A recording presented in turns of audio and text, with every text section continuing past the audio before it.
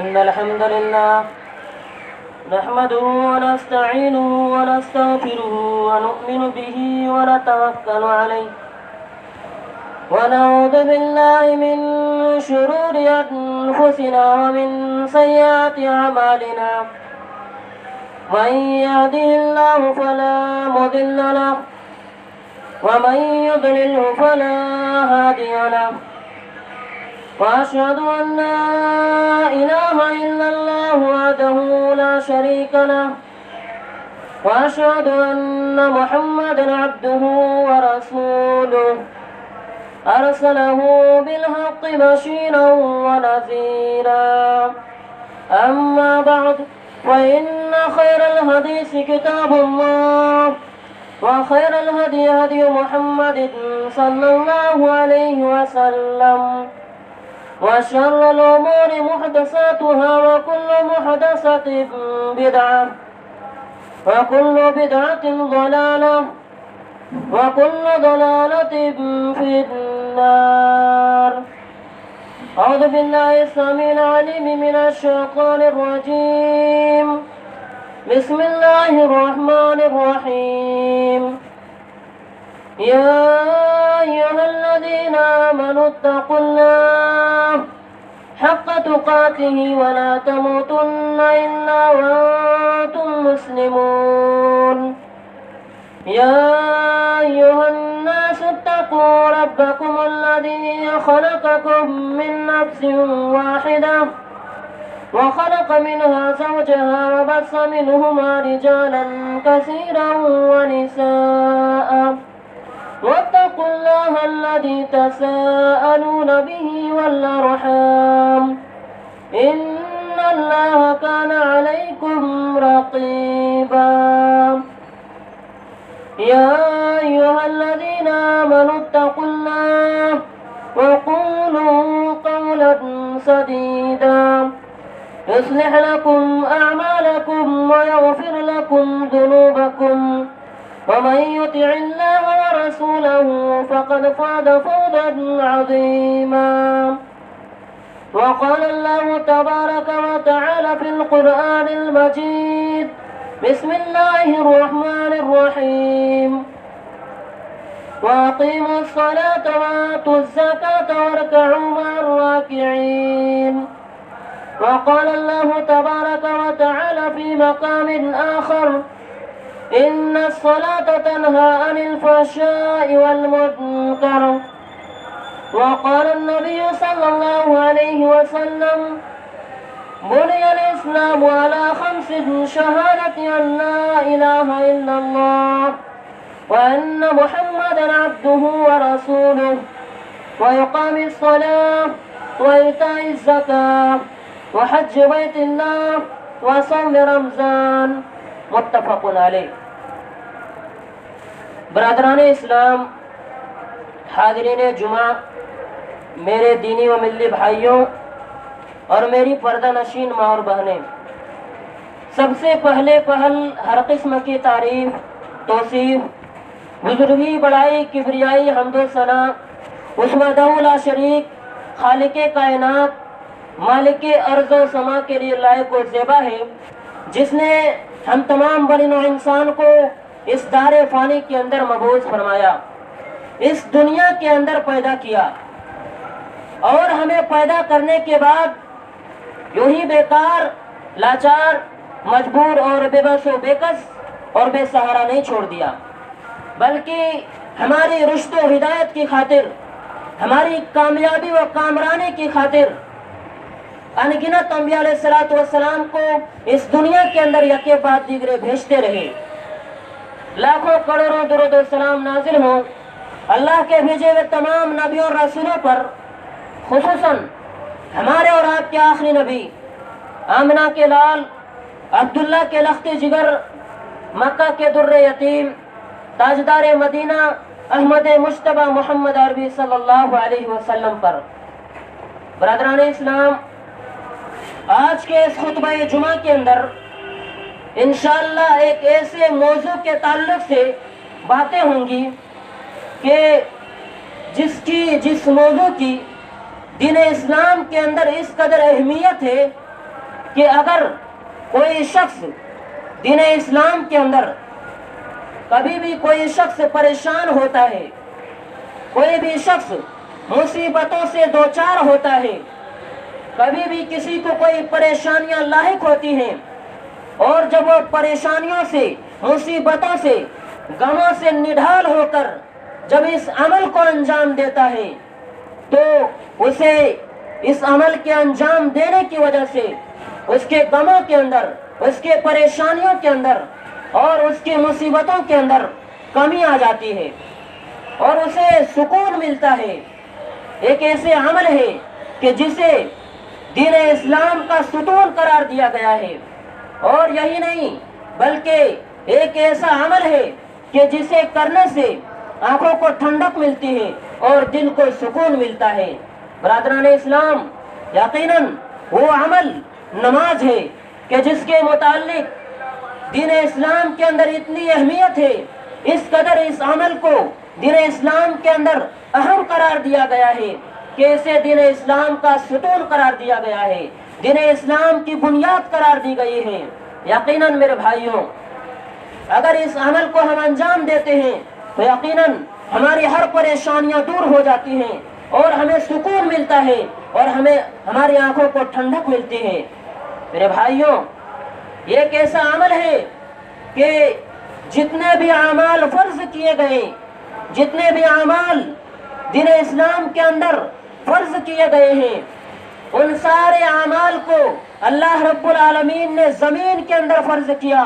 لیکن یہ ایک ایسا عمل ہے، یہ نماز یہ ایک ایسا عمل ہے کہ جسے اللہ رب العالمین نے اپنے سب سے پیارے پیغمبر جناب محمد رسول اللہ صلی اللہ علیہ وسلم کو آسمانوں سے بھی اوپر جہاں تک اللہ رب العالمین نے چاہا وہاں اللہ رب العالمین نے اس نماز کو نبی کریم صلی اللہ علیہ وسلم کو تحفے کے طور پر عطا کیا۔ اس کی اہمیت اور اس کی قدر اور اس کی منزلت، اس کا اندازہ آپ اس بات سے لگا سکتے ہیں۔ اللہ کے نبی صلی اللہ علیہ وسلم ارشاد فرماتے ہیں، صحیح بخاری شریف کی حدیث ہے کہ نبی کریم صلی اللہ علیہ وسلم فرماتے ہیں کہ پھر اللہ رب العالمین نے جو کچھ چاہا میری طرف وحی کی، اور اس کے بعد اللہ رب العالمین نے مجھ پر، میری امت پر 50 وقت کی نمازوں کو فرض قرار دیا۔ چنانچہ میں اس تحفے کو لے کر کے جب آسمان سے نیچے اتر رہا تھا تو حضرت موسیٰ علیہ السلام سے ملاقات ہوئی۔ حضرت موسیٰ علیہ السلام نے پوچھا کہ اللہ کے نبی صلی اللہ علیہ وسلم، آپ کو اللہ رب العالمین نے کیا تحفہ عطا کیا ہے؟ تو اللہ کے نبی صلی اللہ علیہ وسلم نے کہا کہ مجھے 50 وقت کی نمازوں کا تحفہ عطا کیا گیا ہے۔ حضرت موسیٰ علیہ السلام کہتے ہیں کہ محمد صلی اللہ علیہ وسلم، آپ دوبارہ اپنے رب کے پاس جائیے اور وہاں التجا کیجئے کہ ان میں سے کچھ تخفیف کر لے۔ 50 وقت کی نمازیں آپ کی امت ادا کرنے کی قوت نہیں رکھتی ہے، 50 وقت کی نمازوں کو ادا کرنے کی قوت، طاقت آپ کی امت نہیں رکھتی ہے، اس لیے آپ دوبارہ جائیے اور اپنے رب سے التجا کیجئے کہ اللہ رب العالمین اس میں سے کچھ کم کر دے۔ چنانچہ نبی کریم صلی اللہ علیہ وسلم فرماتے ہیں کہ میں دوبارہ گیا، اپنے رب کے پاس گیا اور التجا کی کہ میرے رب ان میں سے کچھ تخفیف کر دیجئے، کچھ کمی کر دیجئے، تو اللہ رب العالمین نے 50 میں سے 5 کم کر دیا۔ پھر نبی کریم صلی اللہ علیہ وسلم دوبارہ نیچے اترتے ہیں، حضرت موسیٰ علیہ السلام سے کہتے ہیں کہ میرے رب نے 50 نمازوں میں سے 5 وقت کی نمازوں کو کم کر دیا ہے۔ چنانچہ حضرت موسیٰ علیہ السلام کہتے ہیں کہ اب بھی آپ کی امت اس چیز کو ادا کرنے پر طاقت نہیں رکھتی ہے، کیونکہ میں نے بنی اسرائیل کو آزما لیا ہے، میں ان کا امتحان لے چکا ہوں، لہذا آپ دوبارہ جائیے اور اپنے رب سے مزید اور کمی کرائیے۔ چنانچہ نبی کریم صلی اللہ علیہ وسلم فرماتے ہیں کہ میں اپنے رب کے پاس جاتا رہا، حضرت موسیٰ علیہ السلام کے پاس آتا رہا، یہاں تک کہ اللہ رب العالمین نے کہا کہ محمد صلی اللہ علیہ وسلم، آپ کی امت پر 5 وقت کی نمازوں کو فرض قرار دیا ہے، اور یہ 5 وقت کی نمازیں 50 نمازوں کے برابر ہے۔ میرے بھائیوں، یقیناً اس کا مطلب یہ ہے کہ اگر ہم 5 وقت کی نمازوں کو پابندی کے ساتھ ادا کرتے ہیں تو یہ عمل میں تو 5 وقت کی نمازیں ہیں، لیکن اجر اور ثواب کی نیت سے یہ 50 نمازوں کے برابر ہے۔ یہ اللہ رب العالمین کا امت محمدیہ پر احسان ہے۔ اللہ رب العالمین نے ہم پر احسان عظیم کیا ہے، اتنا بڑا احسان کیا ہے کہ ہم 5 وقت کی نمازوں کو پڑھتے ہیں اور ثواب ہمیں 50 وقت کی نمازوں کا ملتا ہے۔ میرے بھائیوں، یقیناً اس احسان عظیم پر ہمیں اللہ رب العالمین کا شکر گزار ہونا چاہیے، اللہ رب العالمین کا شکریہ ادا کرنا چاہیے۔ اور اللہ رب العالمین کا شکریہ ادا ہم کس طرح سے کریں؟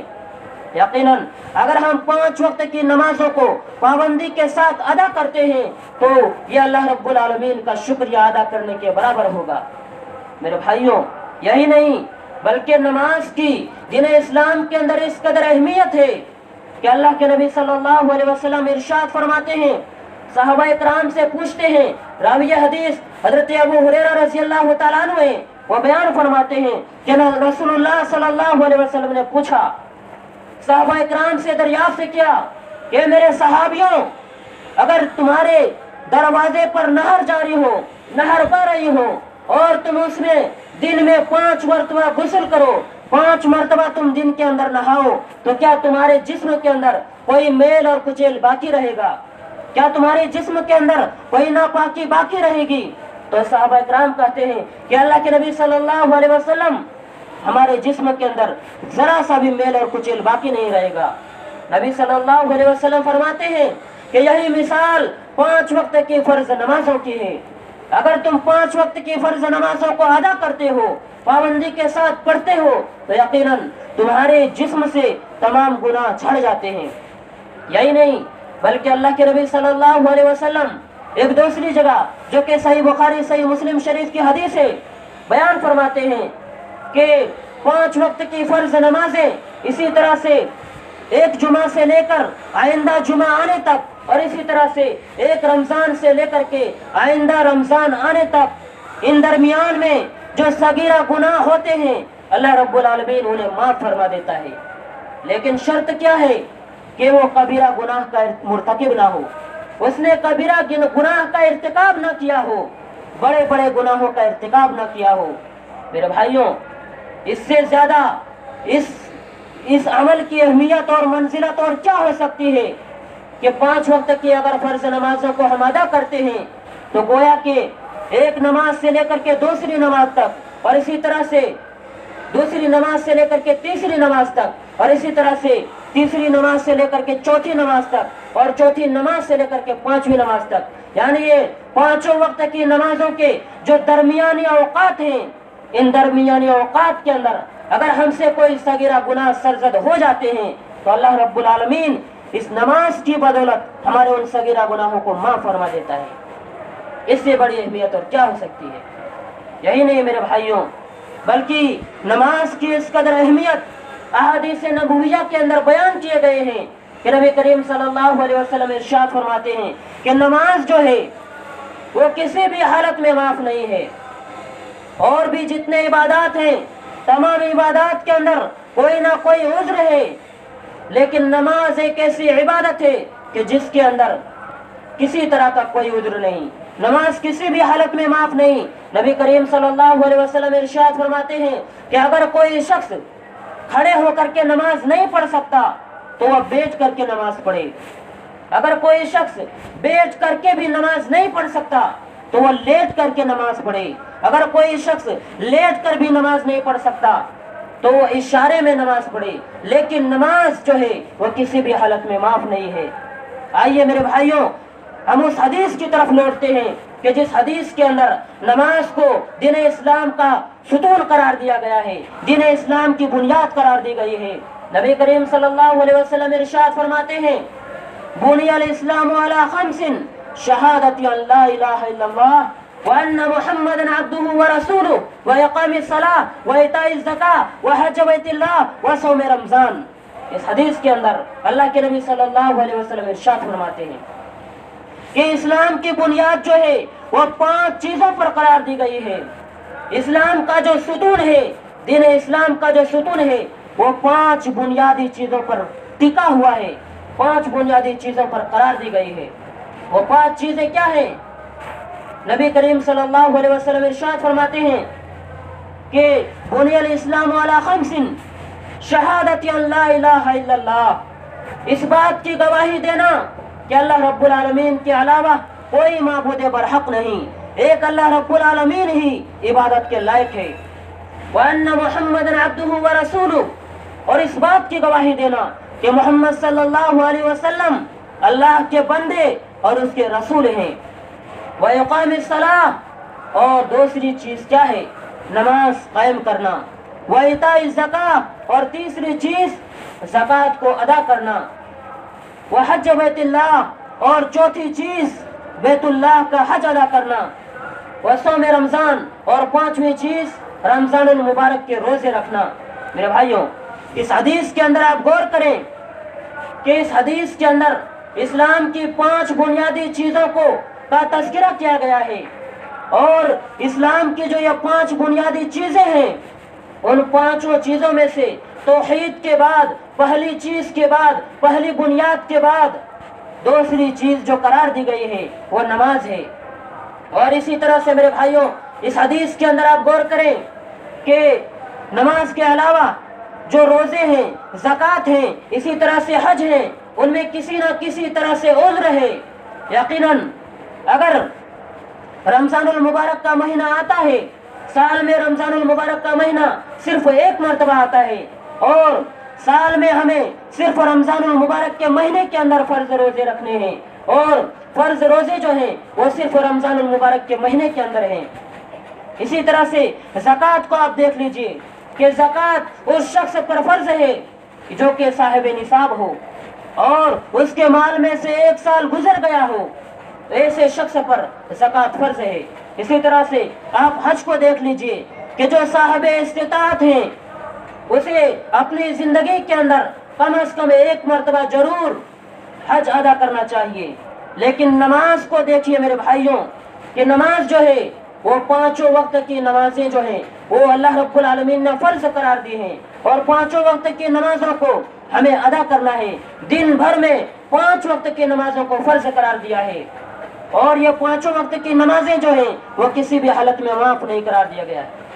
मेरे भाइयों, यकीनन ये नमाज दीन इस्लाम के अंदर इसी तरह से है जिस तरह से मिसाल के तौर पर एक इमारत होती है, और उस इमारत के अंदर, उस मंजिल के अंदर 5 खंबे लगे होते हैं, चारों कोने में 4 खंबे लगे होते हैं, और एक बीच के अंदर, बीच में जो खंबा लगा होता है, नमाज की मिसाल उसी बीच में जो खंबा लगा होता है उसी खंबे की मिसाल दी गई है। मेरे भाइयों, यकीनन ये नमाज जो है दीन इस्लाम के अंदर बहुत ही अहम है, और अल्लाह रब्बुल आलमीन का तकर्रुब हासिल करने के लिए ये बहुत ही निहायत ही अहम है। यकीनन एक बंदा मोमिन अपने रब से सबसे ज्यादा करीब उस वक्त होता है जबकि वह सजदे के अंदर होता है। अल्लाह के नबी सल्लल्लाहु अलैहि वसल्लम फरमाते हैं कि एक बंदा मोमिन अपने रब से सबसे ज्यादा करीब उस वक्त होता है जबकि वह सजदे के अंदर होता है। और सजदा हम कब करते हैं? जब हम नमाज पढ़ते हैं। इस हदीस के अंदर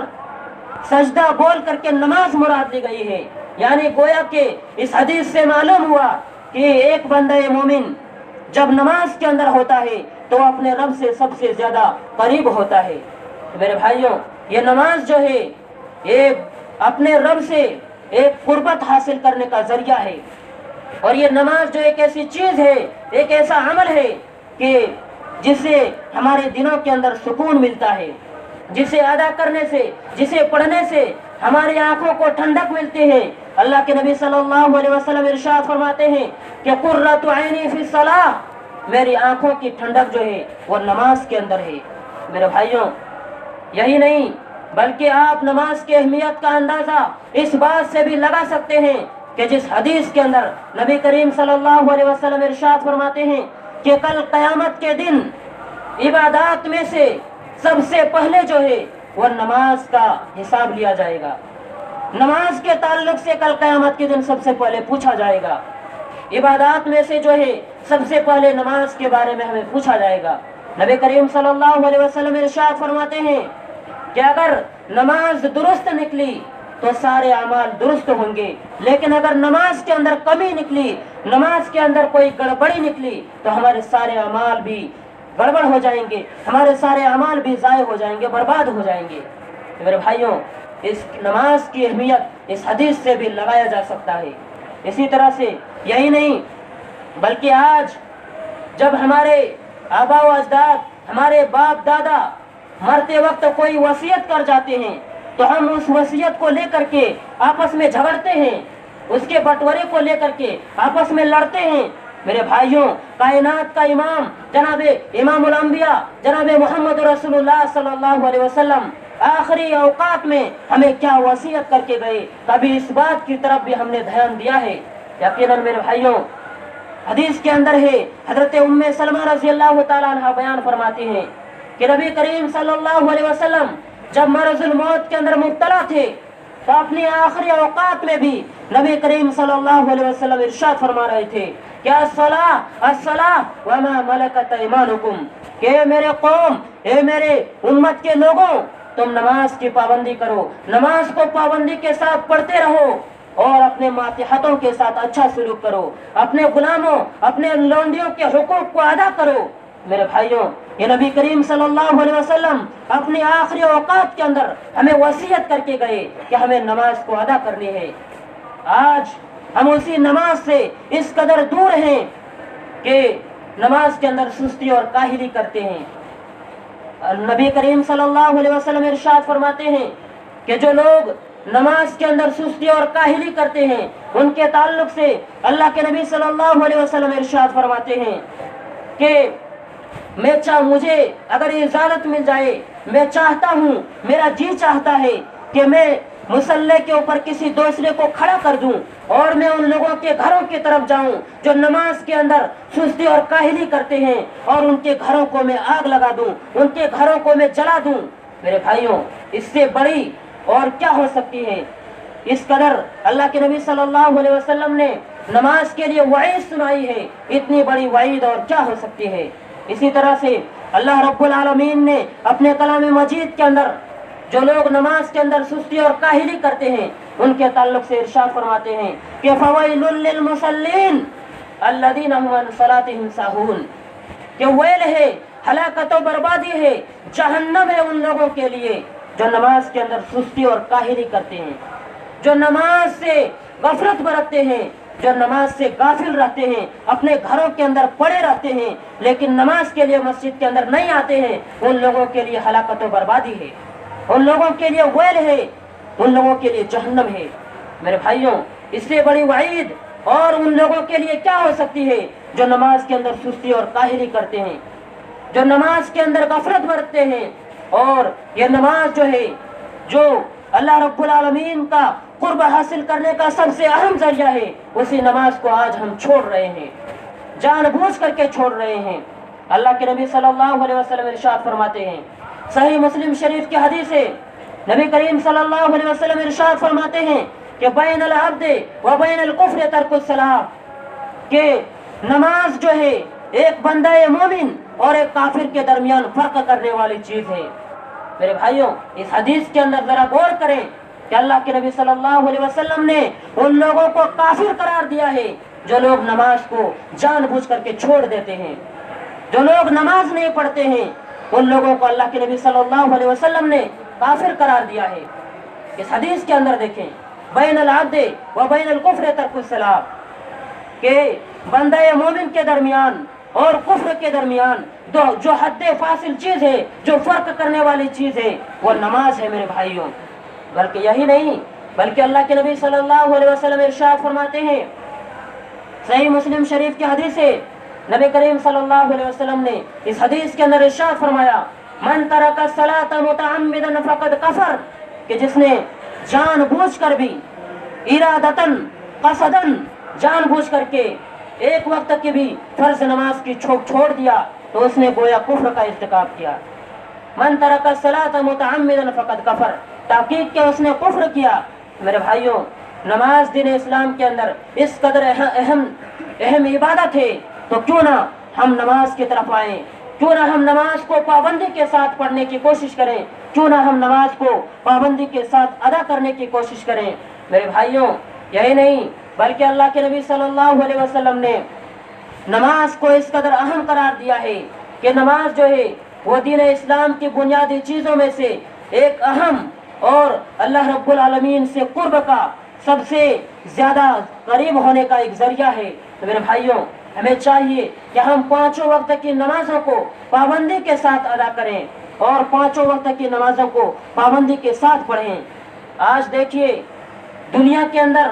مسلمانوں پر کس طرح سے ظلم اور ستم کے پہاڑ توڑے جا رہے ہیں، مسلمانوں کو طرح طرح سے اذیتیں پہنچائی جا رہی ہیں، مسلمانوں کو طرح طرح سے پریشان کیا جا رہا ہے، انہیں طرح طرح سے مصیبتوں سے ہمکنار کیا جا رہا ہے۔ میرے بھائیوں، ایسے حالات میں ہمیں چاہیے کہ ہم پانچوں وقت کی نمازوں کو پابندی کے ساتھ ادا کریں اور ان نمازوں کے اندر ہم اللہ رب العالمین سے دعائیں کریں، اللہ رب العالمین کے سامنے اپنے ہاتھوں کو پھیلا کر کے اللہ رب العالمین کے سامنے روئیں اور گڑ گڑائیں اور اللہ رب العالمین سے ان لوگوں کے لیے دعا کریں جو ہمارے مسلم بھائی بہن جن پر ظلم و ستم کے پہاڑ توڑے جا رہے ہیں، جنہیں پریشان کیا جا رہا ہے۔ میرے بھائیوں، صرف ایک یا دو وقت کی نمازوں سے کام چلنے والا نہیں ہے، ہمیں چاہیے کہ ہم پانچوں وقت کی نمازوں کو پابندی کے ساتھ ادا کریں۔ یہی نہیں میرے بھائیوں، بلکہ آج دیکھیے نماز دین اسلام کے اندر اس قدر اہم ہے کہ اللہ رب العالمین نے اپنے کلام مجید کے اندر ان لوگوں کا تذکرہ کیا ہے جو نماز کو چھوڑ دیتے تھے، دنیا کے اندر جو نماز کو نہیں پڑھتے تھے۔ جب نماز کا وقت ہوتا تھا تو وہ گلی اور چوراہوں کے اندر گپ اور شپ میں لگے ہوتے تھے، وہ چائے کے دکانے میں چائے پی ہو رہے ہوتے تھے۔ اسی طرح سے جب نماز کا اوقات ہوتا تھا، جب نماز کے لیے مؤذن اذان دیتا تھا، جب حی علی الصلاۃ اور حی علی الفلاح کی آواز لگتی تھی تو لوگ نماز سے دور کہیں چوراہے کے اوپر وہاں پر گپ اور شپ کر رہے ہوتے تھے اور وہاں پر میٹنگ چل رہی ہوتی تھی۔ ان لوگوں کے لیے اللہ رب العالمین نے اپنے کلام مجید کے اندر سورۃ المدثر کے اندر ارشاد فرماتے ہیں کہ نمازیوں سے جب جہنمیوں کو جہنم کے اندر ڈال دیا جائے گا اور جنتیوں کو جنت کے اندر ڈال دیا جائے گا تو جنتیوں کو اجازت دی جائے گی کہ وہ جہنمیوں سے کچھ پوچھے، وہ سوال کرے۔ چنانچہ جنتی لوگ جہنمیوں سے سوال کریں گے، ما سلککم فی سقر، تمہیں کس چیز نے جہنم کے اندر ڈلوا دیا، تمہیں کس چیز نے جہنم کے اندر ڈال دیا، تمہیں کس چیز نے جہنم کے اندر پھینک دیا؟ تو وہ لوگ کیا جواب دیں گے؟ میرے بھائیوں، ذرا اس آیت کریمہ کے اندر غور کریں۔ وہ لوگ جواب دیں گے قالوا لم نک من المصلین، وہ لوگ جواب دیں گے کہ ہم نماز نہیں پڑھتے تھے، ہم نماز کی پابندی نہیں کرتے تھے۔ جب نماز کا وقت ہوتا تھا تو ہم گلی اور چوراہے کے اندر سارے لوگ مل کر کے گپ اور شپ کر رہے ہوتے تھے۔ جب نماز کا وقت ہوتا تھا تو ہم گھروں کے اندر سوئے رہتے تھے، جب نماز کا وقت ہوتا تھا تو ہم گھروں کے اندر بیٹھے رہتے تھے۔ وہ لوگ یہ جواب دیں گے قالوا لم نک من المصلین، کہ ہم دنیا کے اندر نماز کی پابندی نہیں کرتے تھے۔ ولم نک نطعم المسکین، اور ہم مسکینوں کو کھانا نہیں کھلاتے تھے۔ میرے بھائیوں، اس آیت کریمہ کے اندر غور کریں کہ کس قدر